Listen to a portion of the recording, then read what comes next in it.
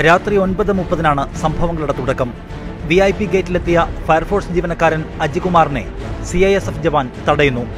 സുരക്ഷാ പരിശോധനയുടെ പേരിൽ തർക്കം. ഒടുവിൽ ജവാൻ അജികുമാറിനെ കയ്യേറ്റം ചെയ്യുന്നു. സെക്യൂരിറ്റി റൂമിനകത്തും മർദ്ദനം.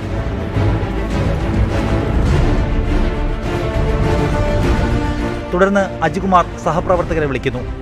ഫയർഫോഴ്സ് ജീവനക്കാർ കൂട്ടത്തോടെ ഗേറ്റിലേക്ക്. 9:43 സംഘർഷത്തിന് തുടക്കമായി. തുടർന്ന് സീതാറാം ചൗധരി എന്ന CISF ജവാൻ റിവോൾവർ പുറത്തെടുത്തു. സംഘർഷത്തിനിടെ വെടിയേറ്റു മരിച്ച SS യാദവ് പ്രശ്നം തണുപ്പിക്കാൻ ശ്രമിക്കുന്നത് ദൃശ്യങ്ങളിൽ കാണാം. മൽപ്പിടുത്തം മുറുകുന്നു. സീതാറാം ചൗധരിയെ പിന്തിരിപ്പിക്കാൻ ശ്രമിക്കുന്നതിനിടെ SS യാദവിന്റെ താടിയെല്ല് തുളച്ച് വെടിപൊട്ടുന്നു. ജവാൻ താഴെ വീണു.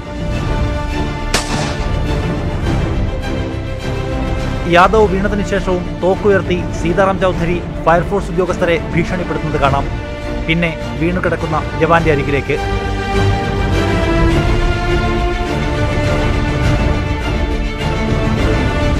വെടിശബ്ദം കേട്ടതോടെ ഫയർഫോഴ്സ് ജീവനക്കാർ ഓടി രക്ഷപ്പെടുന്നു. തുടർന്ന് വീണ്ടും ആളുകൾ ക്യാമറ പരിധിയിൽ വരുമ്പോൾ സീതാറാം ചൗധരിയുടെ കയ്യിൽ തോക്കു കാണാം. സീതാറാം ചൗധരിയുടെ കയ്യിലിരുന്നാണ് തോക്ക് പൊട്ടിയതെന്ന് രാസപരിശോധനയിൽ പോലീസ് കണ്ടെത്തിയിട്ടുമുണ്ട്.